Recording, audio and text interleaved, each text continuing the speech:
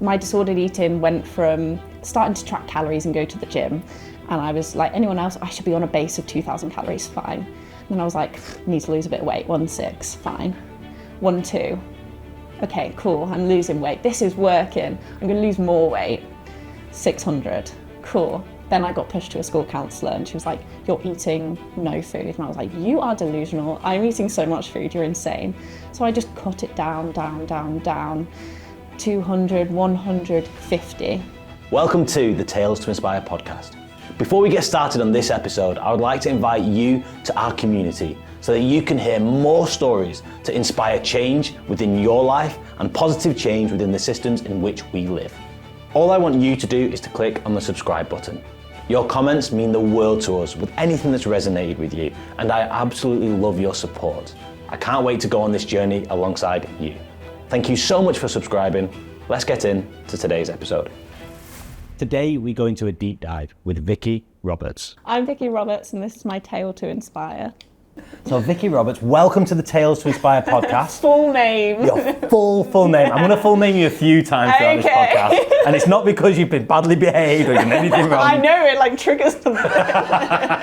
Oh man. So Vicki, welcome to the Tales to Inspire podcast. Do you want to introduce yourself, who you are, where you're from, and then we'll start from there. Okay, I'm Vicki. I'm Vicki Roberts. I'm originally from Milton Keynes, but I moved up to Manchester when I was 18.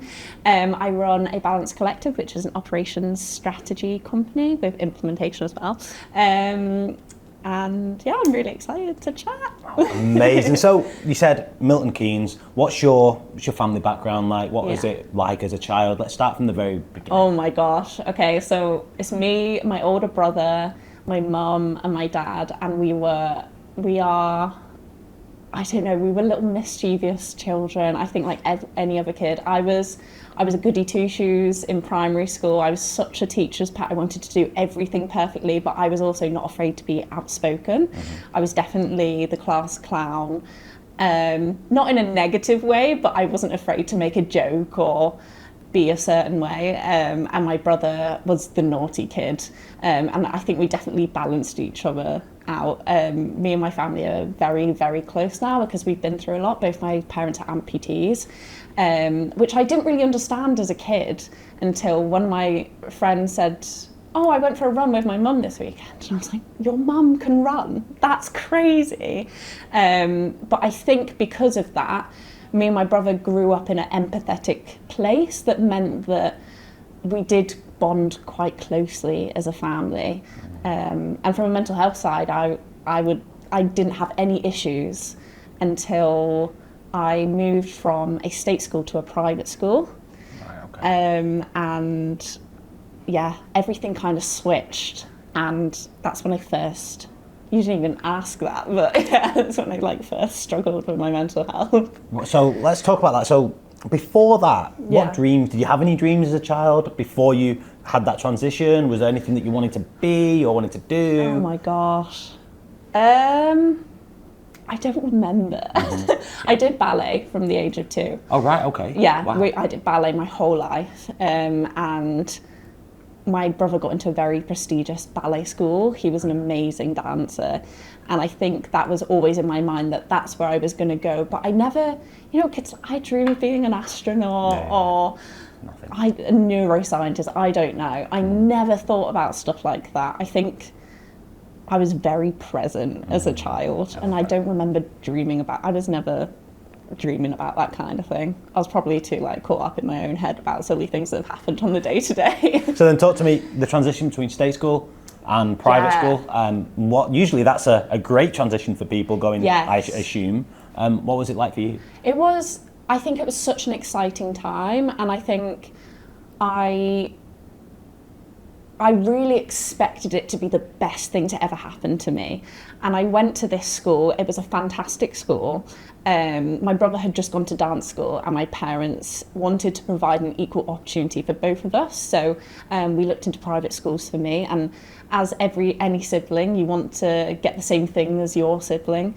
And I went to this school. It was an all-girls Catholic school. And I very quickly became a completely different person. I went from being the kid that was like this straight away. Oh my God, yeah, let me tell you, I have the answer.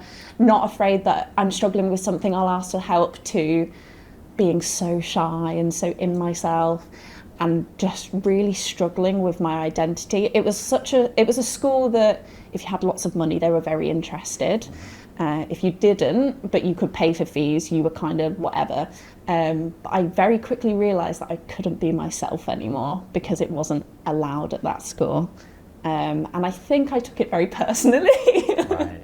Yeah. So when that happened, and what age were you at this time? 10. So you're 10 years old. When that happened, you just closed down? I closed down, and my mum went to the headmistress and said, my daughter's not happy, what's happening? But I would isolate myself, and I didn't really understand what it was at the time, but it was the first time that I self-harmed when I was 11 at that school. And I don't think I really understood what it was. It was more just an outlet to feel something. And that whole thing is a massive blur, but I remember for the first time not being okay with myself. And in primary school, I was teased about little things, as every person is, but I was like, whatever, like water off a duck's back, don't care. And then suddenly I cared an awful lot about everything about myself, and that was like the big switch for me. And how does that, let's go into the mindset at that time, how does it feel, if you feel comfortable with this, like self-harming? People on this podcast listening or watching, maybe like, you know what, I know someone like that, or maybe that's them. Like, what are the steps that got you to that point? I don't remember. You don't remember? And I know that's not helpful. No, it's okay. I've been through several phases of it, several times of coming back to it. But the first time I did it, I remember getting a bobby pin and taking there's a little rub bit on the end of the bobby pin, and I popped that off, and you have a sharp end. And I remember using that on my arm, and I was 10 or 11 years old, and I just didn't really understand what I was doing. I don't think I was old enough to have thoughts around that subject. It was just something that I did, and that's all I knew. And then when I got a bit older, I think I had more of a thought process around it. But the one thing I do remember, and I've asked my dad's permission to talk about this, so he's totally fine. I remember my dad finding out and crying. And I never saw my dad cry. He was like this big muscly guy growing up, and he was the fun dad. Everyone thought my dad was so cool. He is cool. But I remember my dad crying. And even when his parents died, I never saw my dad cry.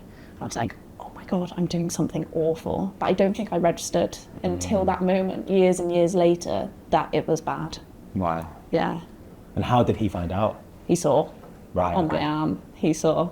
Right. Yeah. So then, talking about the school, your mum went to the school. She told them, here's the issue, this is what's happening. Did something instantly change? No, she pulled me out. Did she pull you out of school? Okay. She was like, I'm not having this. All right, and I think we kept it a secret that I wasn't leaving. I remember I never said goodbye to anyone, and that's still a thing. That there's some fantastic girls from that school that I really wish I could have stayed connected to. But yeah, she pulled me out, and I went to a normal secondary school then, and I then noticed that I was silent, and I'd lost my ability to speak quite literally. Like I couldn't talk to people. I remember for about 3 months I would just sit there in silence at school, and anyone would talk to me, my heart would be like pumping out my chest, or a teacher would ask me a question and I'd be shaking. Like I would never put my hand up in class. And now looking back, that's a completely different girl to the girl that was little, that was like, oh my God, me, I know the answer. And so from that point, I think it was year 8 at school that I rejoined that school. I was a completely different person.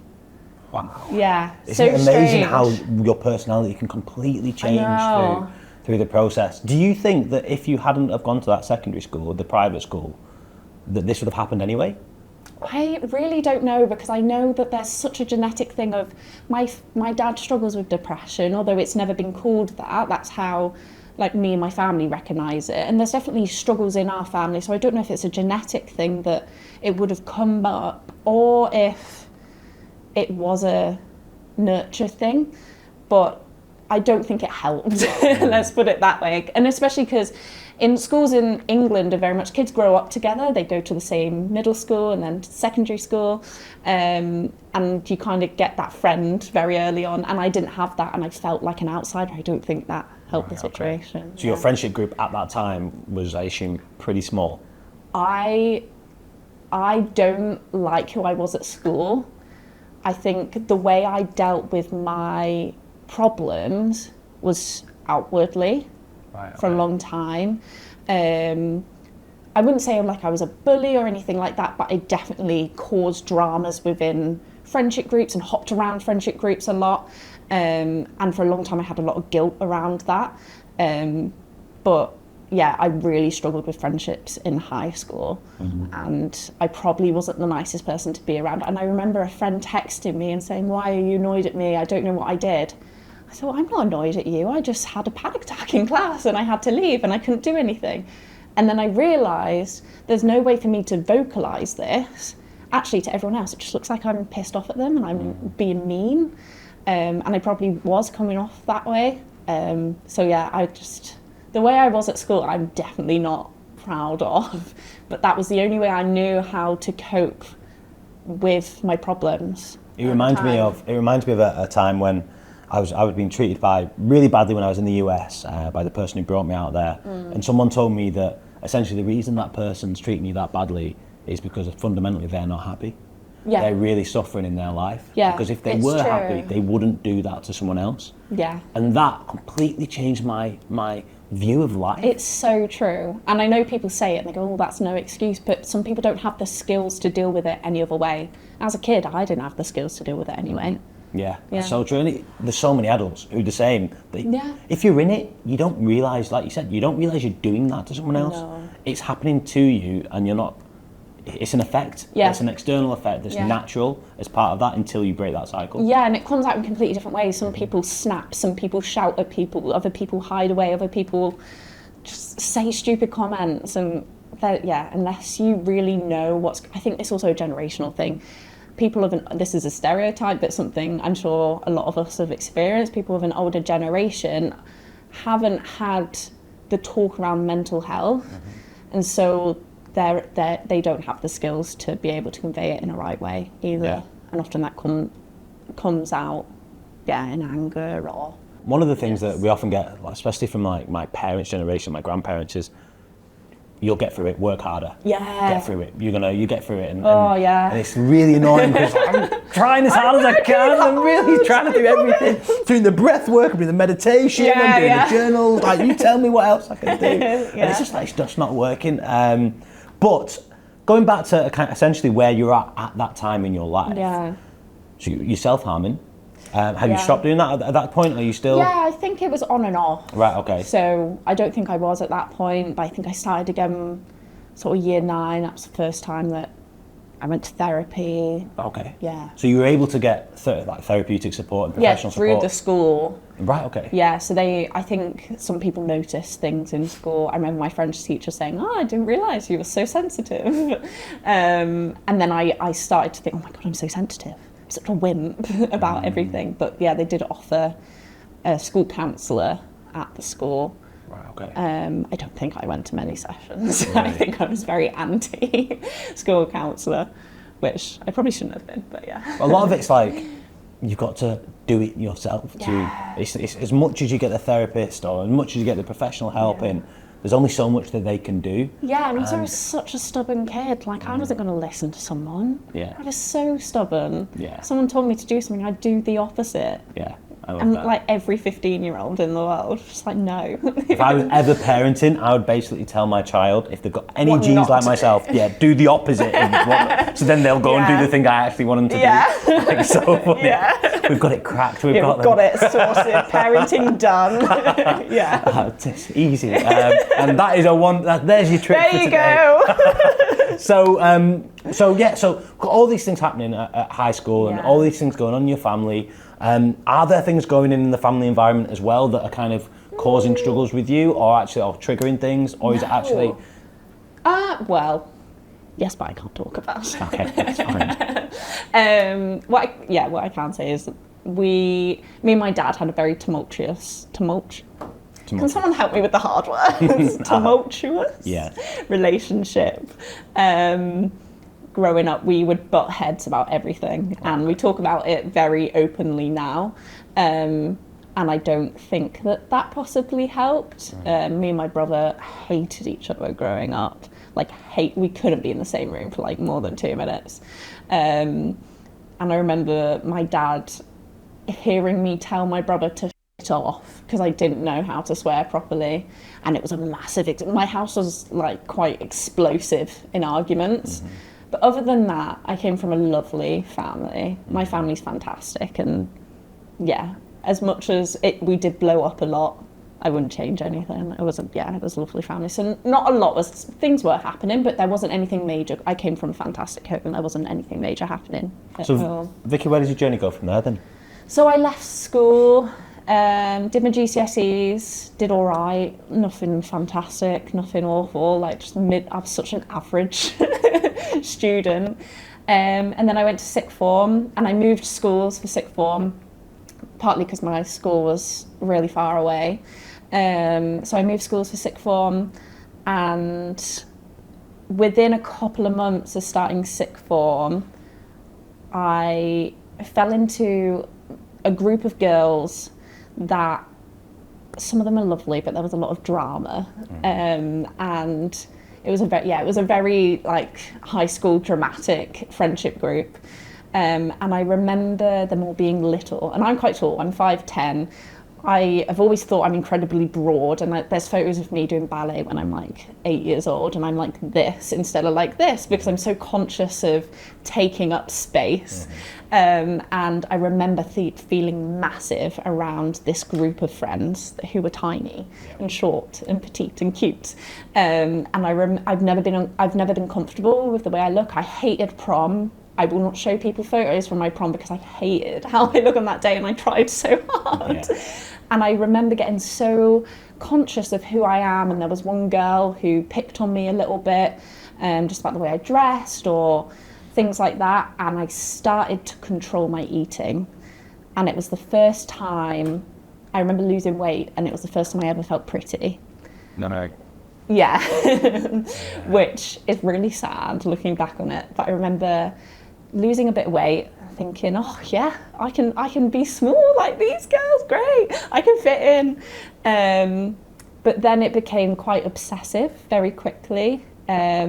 This is a bit of a trigger warning. I'm going to talk about calories and stuff, and I know that can be a massive trigger for people. So, if anyone think they could be triggered, please don't listen to this next bit. But my disordered eating went from starting to track calories and go to the gym, and I was like anyone else, I should be on a base of 2,000 calories, fine. And then I was like, need to lose a bit of weight, 1.6, fine. 1.2. Okay, cool, I'm losing weight. This is working. I'm going to lose more weight. 600. Cool. Then I got pushed to a school counsellor, and she was like, you're eating no food. And I was like, you are delusional. I'm eating so much food. You're insane. So I just cut it down. 200, 100, 50. Brilliant. I can get on with this. Every day, 50. I'd chop up some carrots, chop up some cucumber, a tiny bit of hummus, 49 calories, Diet Coke, 1 calorie. Caffeine for the day, sorted. That was my routine. And from about October to February, I went from about 70 kilos down to 48 kilos. Wow. And I was addicted to losing weight, to hiding things. I was self-harming. My attendance at school was horrific. I was like 15%. It was awful. And I isolated myself from my family. My mum was like, she was throwing me to every CAMS person in the world trying to get some help. And I remember saying to her, I really want help. I know this is wrong, but I can't, I'm stuck. I don't know what to do. I need help. And then I cut off all food, and I remember like measuring everything, you know, when there was like food tracking apps. I did all of that. And then I was like, how long can I go without eating and drinking? And I set a timer on my phone, and I scream, like I would compete with myself, but I'd look in the mirror and I'd think I was so large. Like I would think that I was so unhealthy and so big. And now I look back at photos, I'm like, oh my God, you're such a plonker. But that's what body dysmorphia does, you have no clue.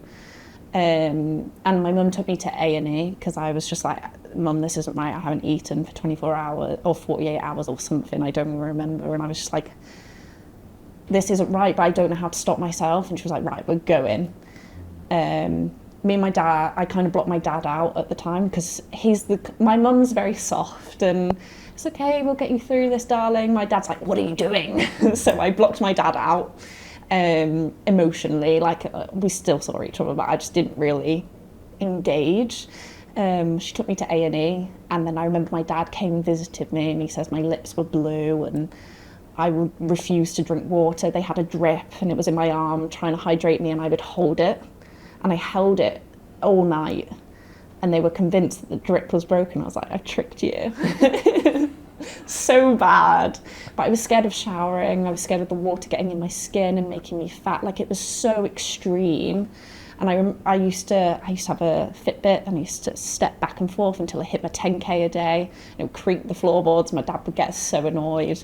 What are you doing walking up there? And yeah, so I was in A&E, and then this person from Camsden came down and said, we're going to send you to a hospital. It was the first time I ever heard the word anorexia. And they said, we're going to send you to an inpatient facility to get some help. And yeah, then I went. Were you accepting of that, we're going to send you there, or was it more of a, no, I'm not going? I think I was very accepting. I thought I shouldn't be there because there were girls that were sicker than me, and beds are hard to come by. There's such a problem.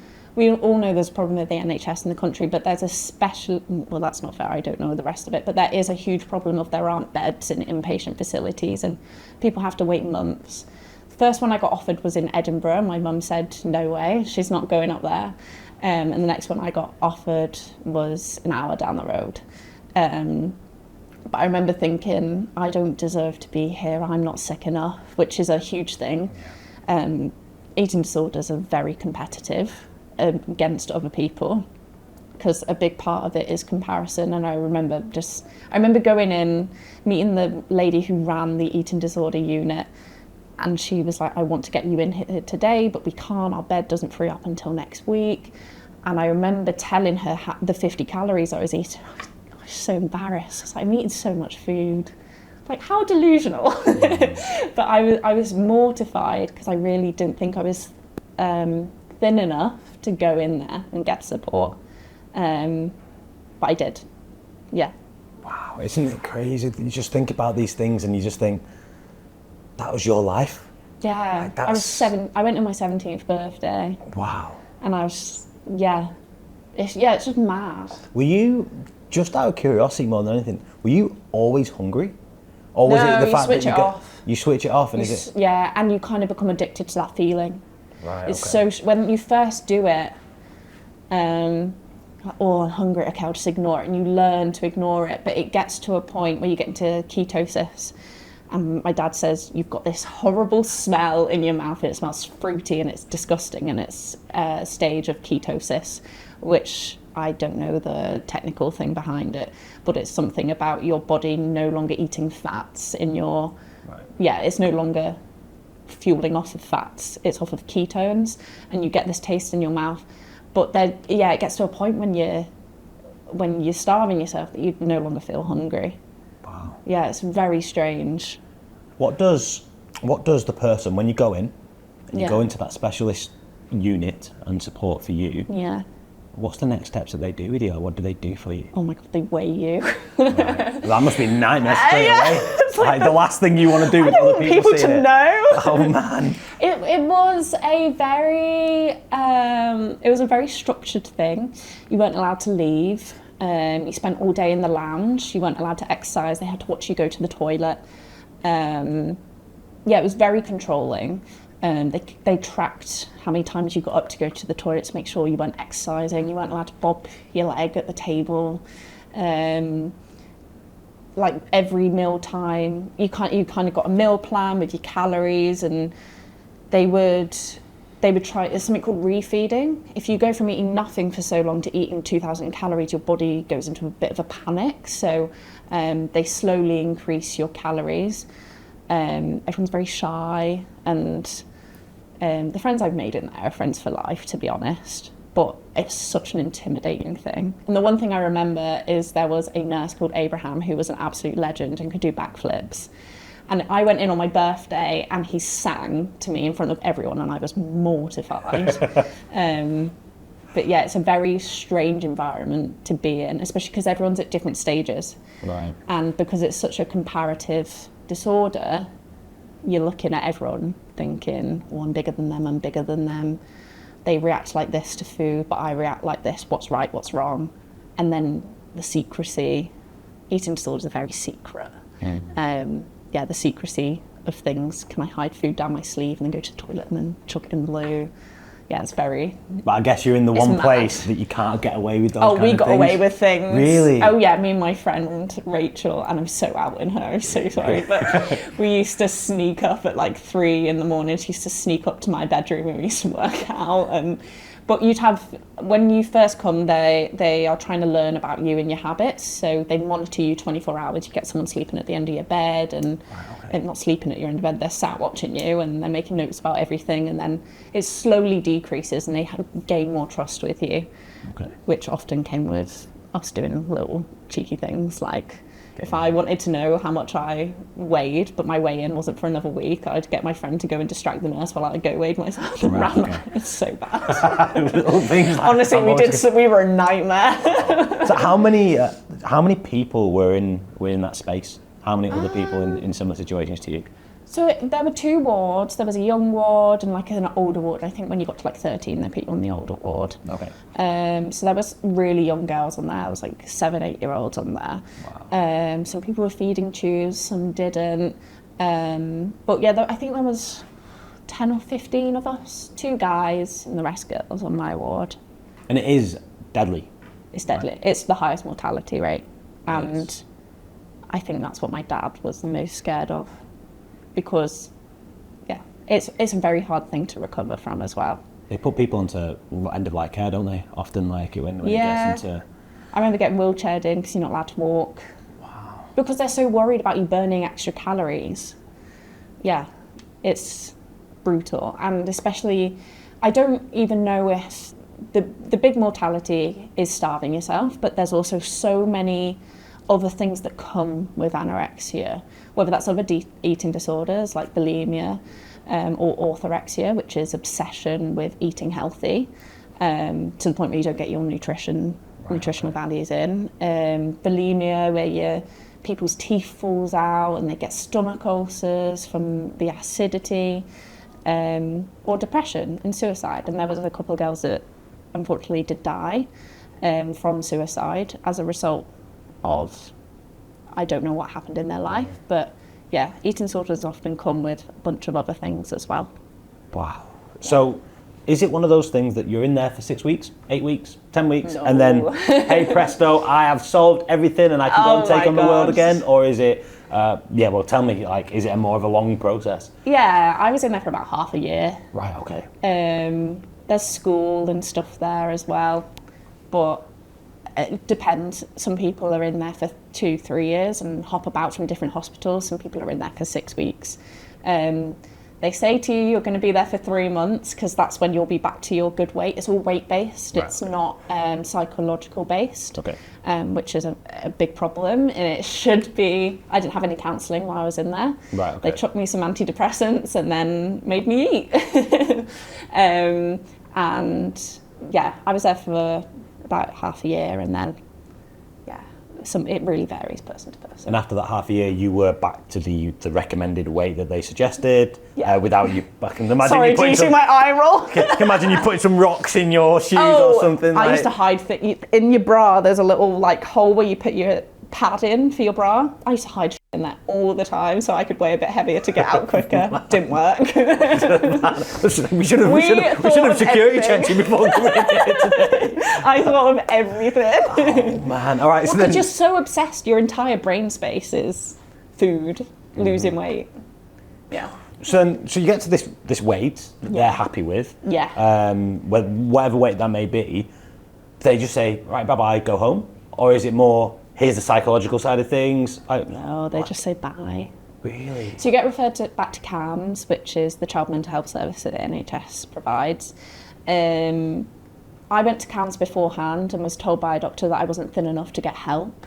And they looked at my BMI chart and went, oh no, you're there, you need to get there before we can help you with an eating disorder. By the way, eating disorders are psychological, not physical, so really frustrates me when that happens. But yeah, when you come out, you get referred to an eating disorder specialist. I got a dietitian through the NHS as well, and you continue to work with them. But the problem was, at the age that you turn 18, there's no support anymore. So I went in my 17th birthday, I came out half a year later, and I only had a couple of months of support before I was left on my own. So, yeah. So at the age of 18, you're an adult? You're an adult. And then there's no adult services for you, there's nothing there that... There are, but you have to reapply. As far as I know, there aren't a lot of specific support for eating disorders. That might have changed since. But I had such a negative experience with the health help before, and there were a lot of things that have now come out about the place that I went and stayed in, things like people that weren't sexually being restrained, and there were lots of things that aren't done properly, that I turned my back massively on support and just decided I could deal with it on my own, which was a lie.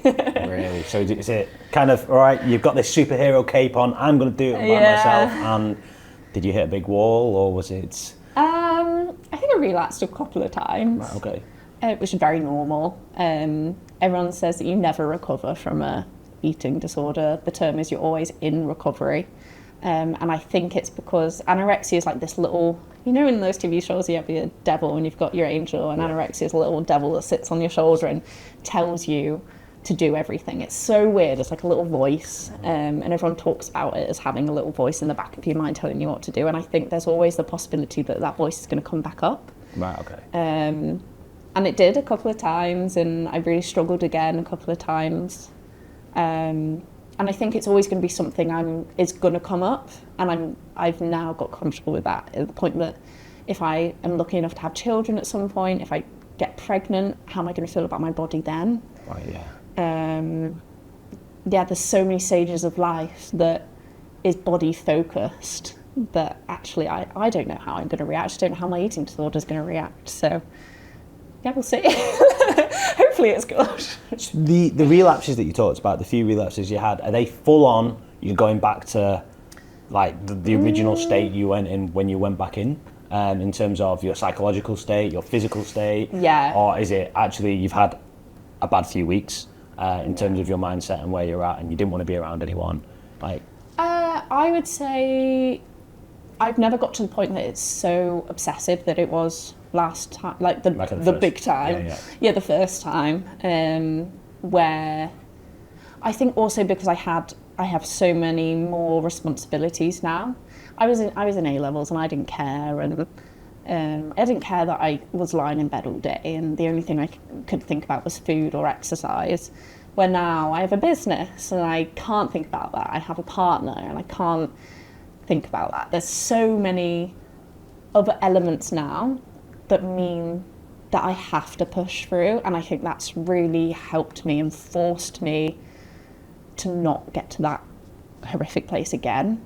There's definitely times when I've been close, but I've now got a better support network, and my family now understand my triggers and can see the signs, and they're very good at pulling me out and being like, hey, I know what you're doing, don't do it. Take those, Let's look take at that the away. reality. Yeah, because it ruins your whole life. Yeah. It's not just food. You have no energy.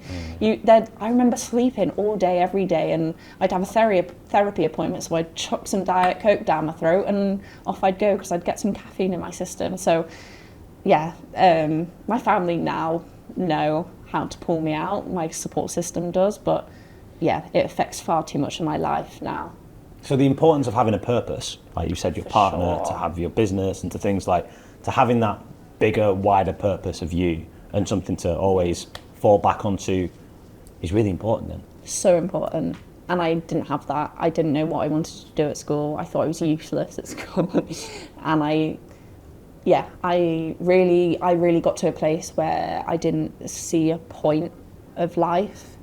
And that's happened several times, and I've struggled with suicidal ideation a lot, and I've attempted a couple of times because I just didn't really see the point of life. But now, yeah, I've got enough things in my life that make me think it's worth pushing through. And even on a really dark day, I always think of my mum, and I'm like, I can't do that to her. Yeah. There's a lot of feedback or opinions, more like, of people when it gets to that suicidal point of how dare they did that, it's so selfish and that, like, where do, obviously with the lived experience you've had, where do you come in, and what are your thoughts around someone who's going through something like that? I think the selfish, I can see it from both sides. It's so hard because it's a selfish act in the fact that you're going to have such a huge effect on everyone around you. But are you in such a place that you're not even thinking about that? Probably. Suicide is such a painful thought process. I remember sobbing and being on my kitchen floor and writing letters to my parents saying how sorry I am, and I knew how much it was going to affect them. But in my head there was no way out. I didn't know how to get out of this. Yeah, I really don't know where I stand, because I understand it from the point of view of someone who commits suicide, that there really isn't a point of life, and you kind of get in this I got into this daze space of not really knowing what's going on. But yeah, of course, there's the people that you leave behind, and what mark is that going to have on them? So I can see it from both sides, honestly. I don't know. Such a difficult topic. It's so difficult. Discuss. And I think people I've lost friends to suicide, and there's one person in particular who our family lost quite recently. It was one of my auntie's really close friends, and I don't know much about this person, but they attempted lots of times and really struggled with bipolar. And in my head, I'm like, well, at least they're at peace now, and they're not going to struggle every day, because it's so painful. Depression is so painful, and yeah, it's the most excruciating pain ever, but it's all psychological, so you can't look at my broken foot, you can't be like that. So in my head, although it's awful, it is horrific, at least she's at peace now. Obviously none of us know what happens at that point in your life, but yeah, I can see it from every side. I really don't have a solid answer.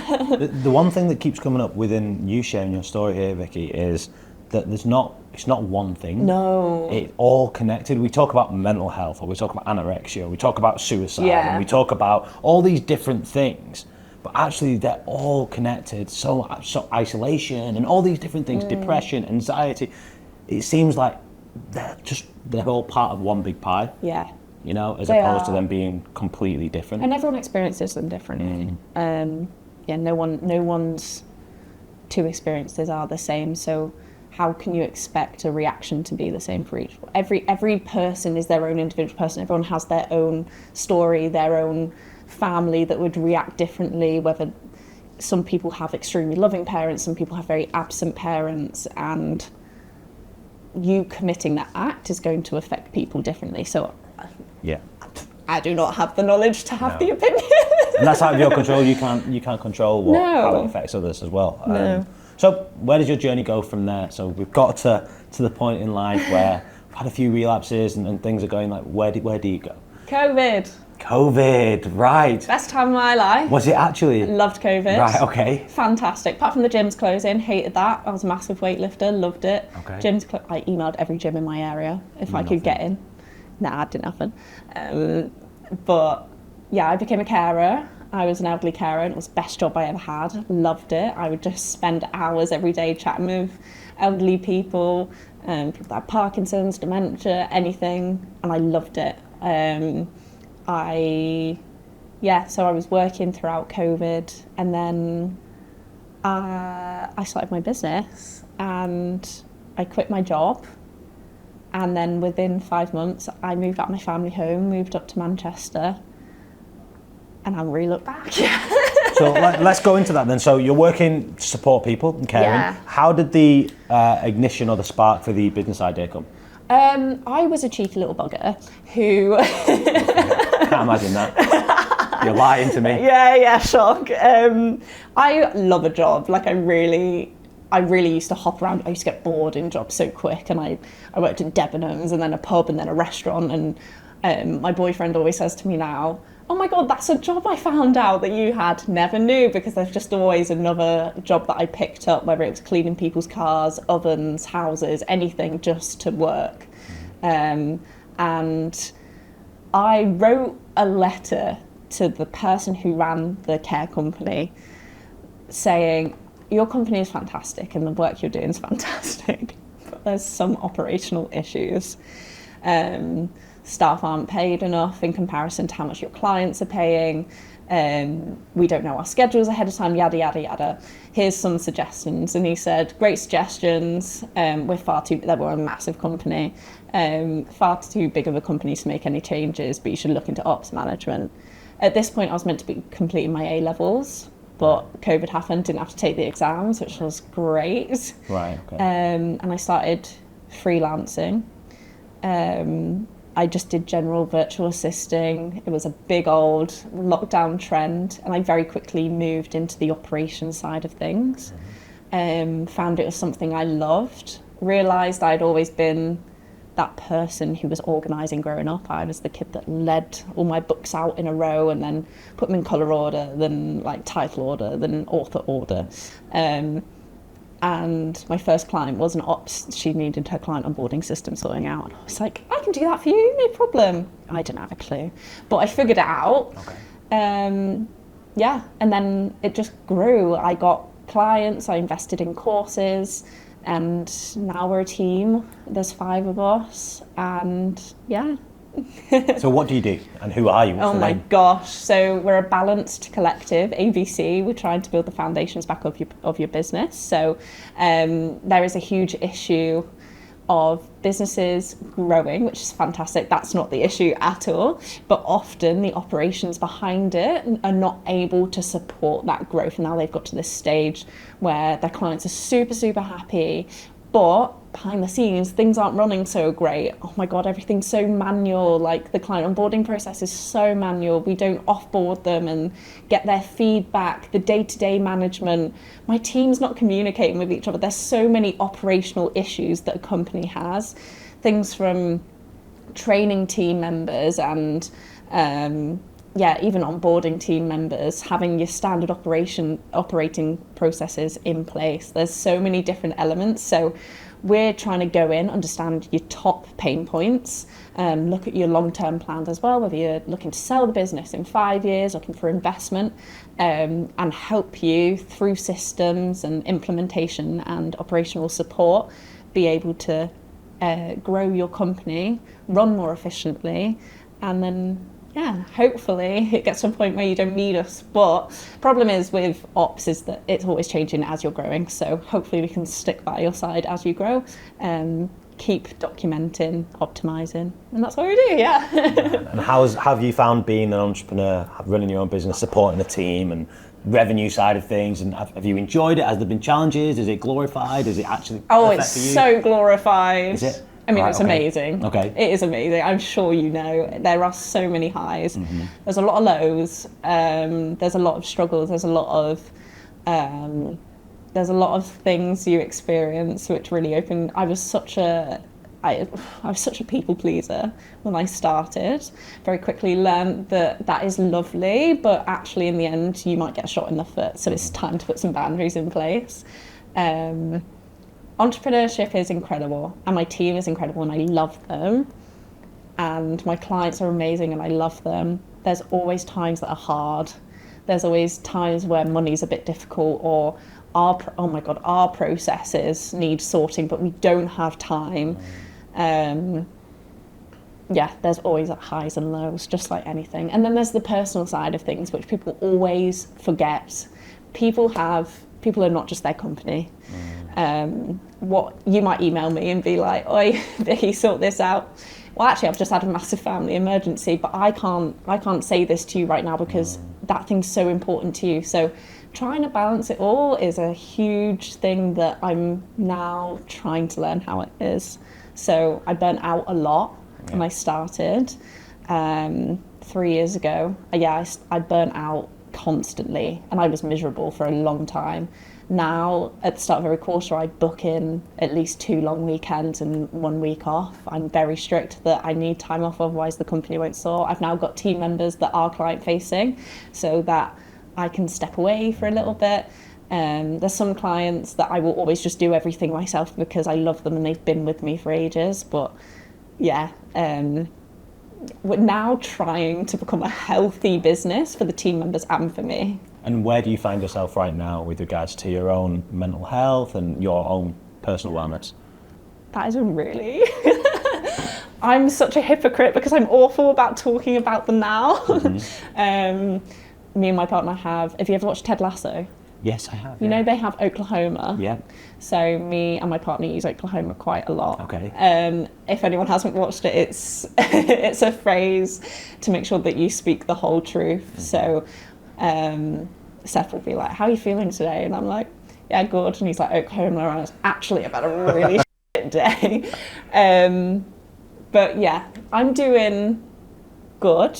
I'm stressed this week because I'm taking some time off and I need to get everything sorted. Mm-hmm. I think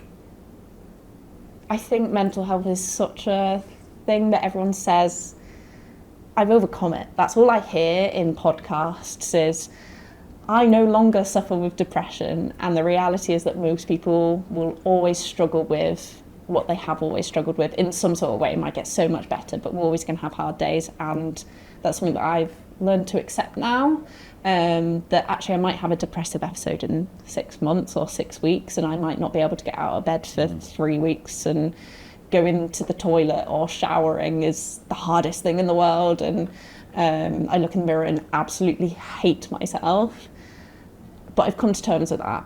So today's a good day.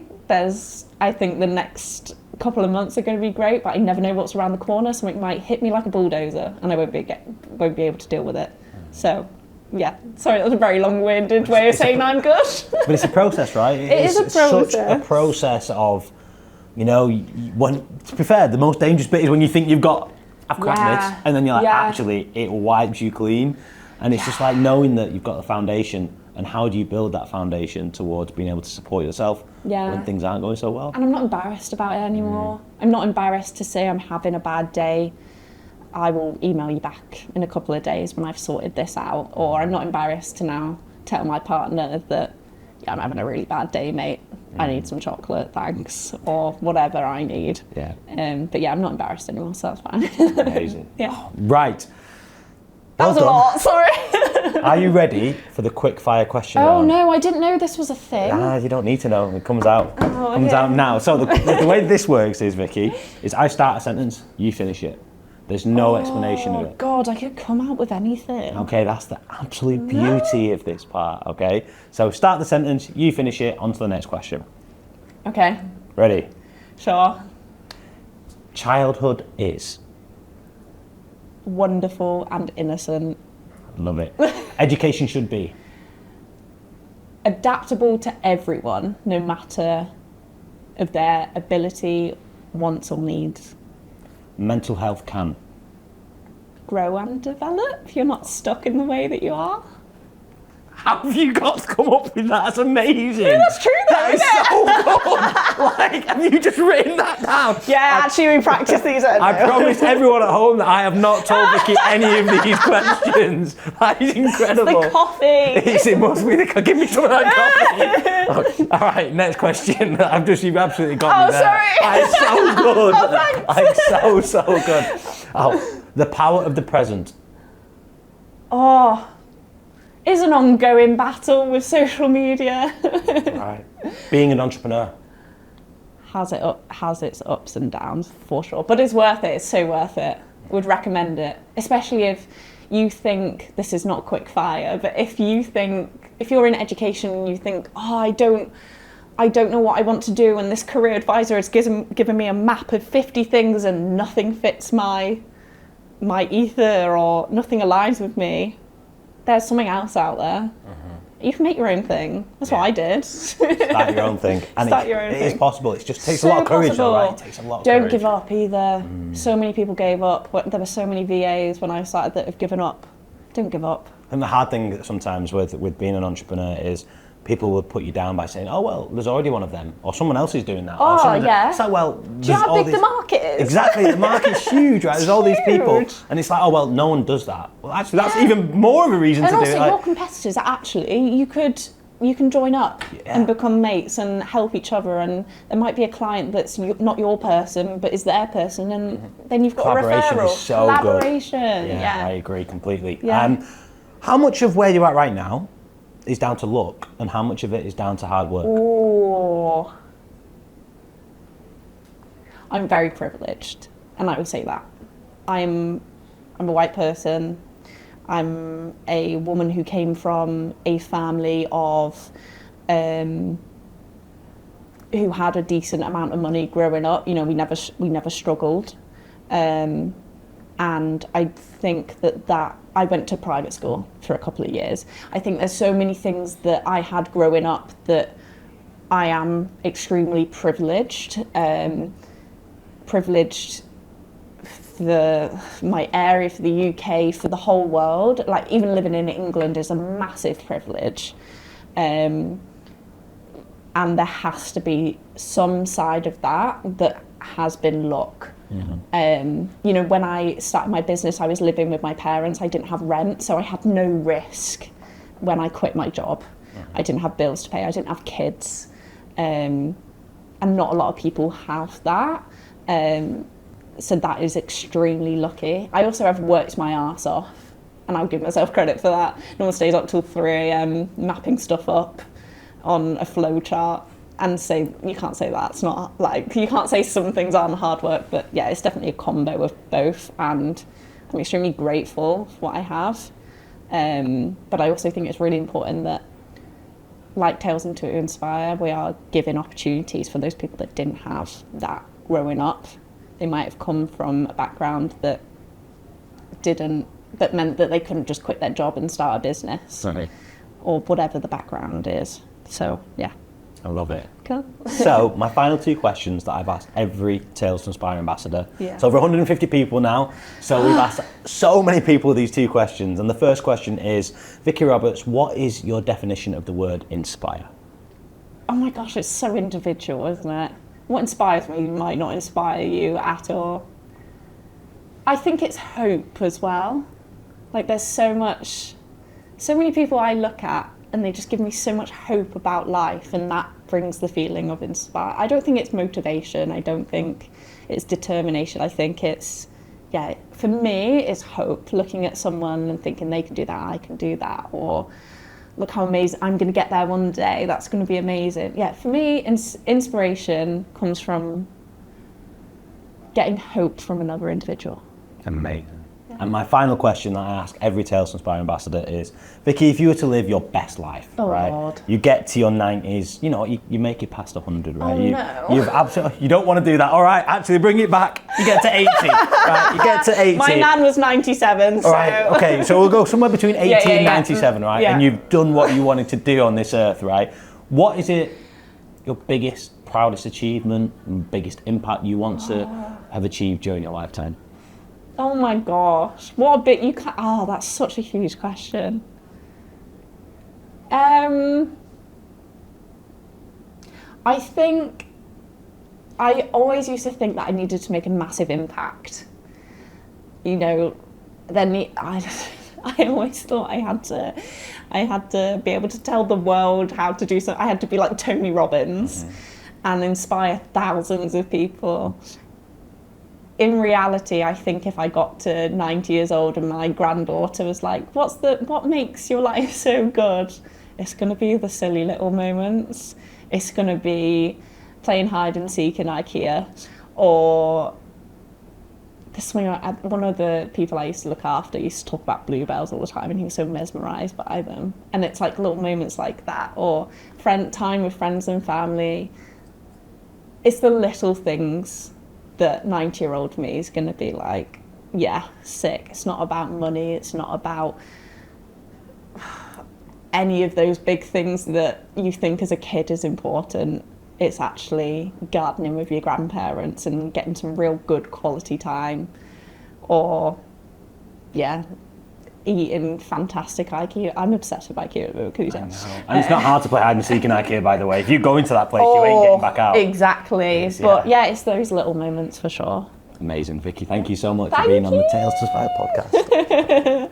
Thank you for watching today's episode. If you enjoyed today's episode, then please leave a comment in the comment section below, and we cannot wait to see you for our next episode.